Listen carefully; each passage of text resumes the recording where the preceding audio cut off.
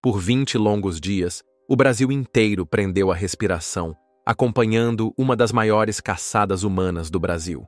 O som distante de helicópteros, o latido de cães farejadores e o uivo das sirenes se misturavam ao silêncio do cerrado goiano, transformado em palco de um pesadelo.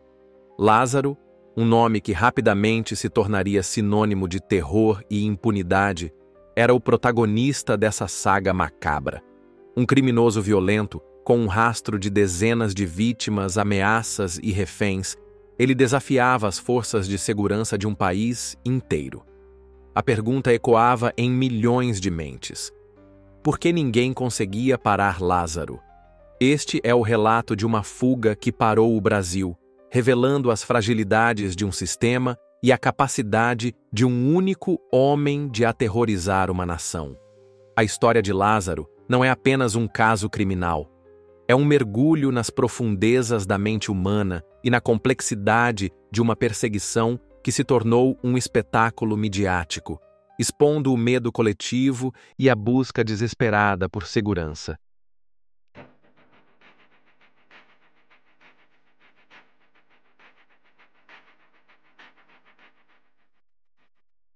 Se você se interessa por histórias como essa e quer se aprofundar nos casos criminais mais marcantes do Brasil, deixe seu like neste vídeo e inscreva-se no canal Criminalmente Brasil.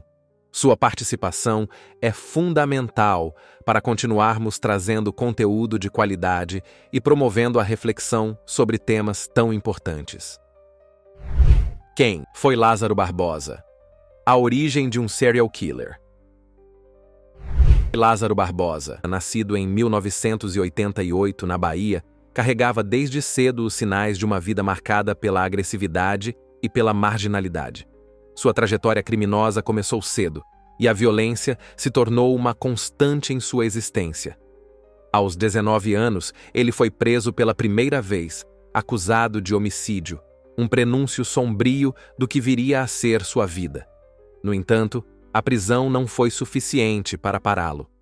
Lázaro fugiu da cadeia, e essa fuga marcou o início de uma escalada de crimes que aterrorizaria o centro-oeste do Brasil. Durante anos, ele viveu como foragido, cometendo uma série de delitos que incluíam roubos, estupros, invasões de propriedades e assassinatos.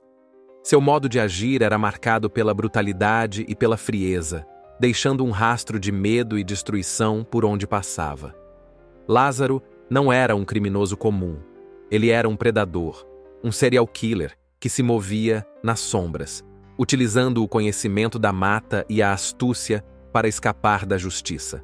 Sua história é um retrato sombrio da falha do sistema em ressocializar e conter criminosos perigosos, permitindo que um homem com um histórico de violência se tornasse uma ameaça constante à sociedade. O estopim da caçada, o massacre da família Vidal. O mês de junho de 2021 marcaria o começo de uma das maiores e mais tensas caçadas humanas da história recente do Brasil. Lázaro, já conhecido nos meios policiais por sua periculosidade, invadiu uma chácara na região de Ceilândia, no Distrito Federal, e desencadeou um massacre que chocaria o país. A família Vidal, Cláudio Vidal, sua esposa e seus 2 filhos, foi brutalmente assassinada. O crime, marcado por uma violência extrema, com tiros e facadas, levantou suspeitas de rituais macabros, dada a crueldade e a forma como os corpos foram encontrados. A cena do crime era de horror indescritível, e a brutalidade dos atos de Lázaro acendeu um alerta máximo nas autoridades. Dali em diante, a figura de Lázaro deixaria de ser apenas um criminoso local para se tornar o inimigo público número 1, o alvo de uma caçada que ganharia as manchetes dos jornais, os noticiários de televisão e as redes sociais, mobilizando todas as forças policiais disponíveis e paralisando uma região inteira. O massacre da família Vidal não foi apenas mais um crime na ficha de Lázaro. Foi o que transformou um criminoso em um fantasma, um predador que desafiaria a capacidade do Estado de protegê-lo e capturá-lo. A fuga e o medo coletivo. O terror que paralisou o Brasil. Durante 20 dias, o Brasil testemunhou, assombrado, a fuga de Lázaro, um espetáculo de terror que paralisou uma região inteira e expôs as fragilidades do sistema de segurança. Mais de 270 policiais, com o apoio de helicópteros, drones e cães farejadores, foram mobilizados em uma caçada que parecia não ter fim. No entanto, Lázaro, com sua astúcia e profundo conhecimento da mata fechada, conseguia escapar, transformando-se em um fantasma que aparecia e desaparecia, deixando um rastro de medo e pânico. Ele invadia fazendas, fazia reféns, roubava comida e armas e sumia novamente na densa vegetação, desafiando a tecnologia e o poderio das forças policiais. O medo se espalhou por Goiás como uma praga. Moradores não dormiam, escolas fecharam e qualquer barulho na noite virava um alerta, uma ameaça iminente. A população vivia em estado de sítio, aterrorizada pela presença invisível de um homem que parecia invencível. A mídia, por sua vez, transformou a caçada em um reality show, com transmissões ao vivo e atualizações constantes, alimentando ainda mais o pânico coletivo. Lázaro não era apenas um foragido. Ele era a exemplo do medo, um símbolo da vulnerabilidade humana diante de um predador implacável. Sua fuga não foi apenas um desafio para a polícia. Foi um teste para a resiliência de uma comunidade e um lembrete sombrio de como o terror pode dominar uma nação inteira. O perfil psicológico de Lázaro. A mente por trás do terror. Para especialistas e psicólogos criminais, Lázaro era muito mais do que um criminoso comum. Ele apresentava traços claros de psicopatia e um comportamento que beirava o ritualístico, tornando-o um estudo de caso perturbador. Sua capacidade de manipular, a ausência de culpa e a frieza com que cometia seus crimes eram características marcantes. Ao invadir casas, ele demonstrava um comportamento bizarro. Essa dualidade entre a aparente religiosidade e a brutalidade de seus atos confundia e aterrorizava. No entanto, por trás dessa fachada de desequilíbrio, Lázaro demonstrava uma frieza calculista e uma habilidade quase militar para despistar a polícia. Ele conhecia a mata como a palma da mão, utilizava técnicas de guerrilha para se esconder e se mover sem ser detectado, e conseguia se alimentar e sobreviver em condições extremas. Essa combinação de psicopatia, astúcia e conhecimento do ambiente natural o tornava um adversário formidável para as forças de segurança.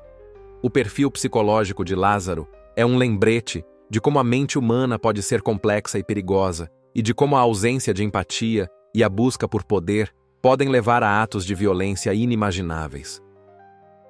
Os momentos finais da caçada, o cerco e o desfecho. Após 20 dias de uma caçada exaustiva e tensa, a saga de Lázaro se aproximava de seu fim. O dia 28 de junho de 2021 marcou o desfecho de uma perseguição que mobilizou o Brasil. A polícia, incansável em sua busca, recebeu uma denúncia crucial. Lázaro havia invadido mais uma propriedade, um local que se tornaria seu último refúgio. Dessa vez, não houve fuga. Cercado por dezenas de agentes das forças de segurança, Lázaro se viu encurralado. A tensão era grande e o confronto era inevitável. Ele resistiu, reagiu à prisão e foi alvejado em meio ao cerco. A morte de Lázaro encerrou a caçada, trazendo um misto de alívio e questionamentos para a população e para as autoridades. As imagens do local da captura, com viaturas e policiais por toda parte, se espalharam rapidamente, confirmando o fim de um período de terror. No entanto, a morte de Lázaro, embora tenha posto fim à sua fuga, não respondeu a todas as perguntas que pairavam sobre o caso.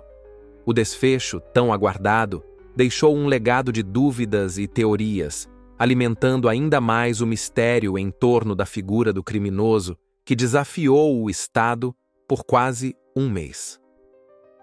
O impacto e as teorias. O caso Lázaro, mesmo após seu desfecho fatal, continuou a reverberar na sociedade brasileira, gerando debates acalorados, teorias da conspiração e investigações sobre supostos cúmplices. A dimensão da caçada, a dificuldade em capturá-lo e a brutalidade de seus crimes alimentaram a imaginação popular e a desconfiança em relação às autoridades. Alguns acreditavam que Lázaro era protegido por pessoas influentes, que o ajudavam a se esconder e a se manter foragido. Essa teoria, embora sem provas concretas, ganhava força diante da aparente ineficácia das forças de segurança em localizá-lo. Outros defendiam a ideia de que Lázaro agia sozinho, mas utilizava estratégias de guerrilha e sobrevivência aprendidas na prisão, o que o tornava um adversário formidável. O caso Lázaro expôs as fragilidades do sistema prisional, a falta de inteligência na investigação e a capacidade de um único indivíduo de aterrorizar uma nação. O impacto do caso foi além da esfera criminal, tornando-se um tema de discussão sobre segurança pública, o papel da mídia e a psicologia do crime. O legado de Lázaro é o de um terrorista que, por 20 dias, manteve um país em suspense, deixando para trás não apenas vítimas, mas também um rastro de dúvidas e teorias que persistem até hoje. O medo coletivo e as perguntas sem resposta. O caso Lázaro Barbosa reflete o quanto o medo coletivo pode dominar uma população inteira. A figura de um único homem, movido pelo ódio e pela violência, foi capaz de paralisar o Brasil, expondo as vulnerabilidades de um sistema e a capacidade de um indivíduo de aterrorizar uma nação. A caçada a Lázaro não foi apenas uma operação policial. Foi um fenômeno social que revelou a fragilidade da segurança pública, a fraqueza de certas estratégias e a necessidade urgente de repensar a forma como lidamos com criminosos de alta periculosidade. Mas além do medo, o caso Lázaro Barbosa também nos força a questionar: será que a história dele terminou mesmo naquele cerco? As teorias de conspiração, as dúvidas sobre cúmplices e a sensação de que nem tudo foi revelado persistem. O legado de Lázaro não é apenas o de um criminoso. É o de um símbolo de um sistema falho, de uma sociedade aterrorizada e de perguntas que talvez nunca encontrem respostas completas.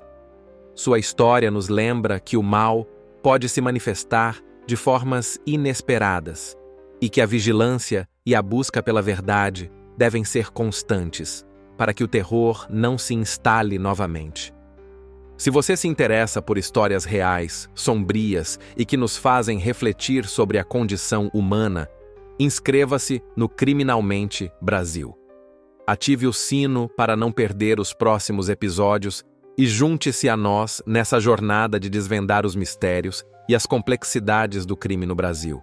Nos vemos no próximo episódio, se você tiver coragem.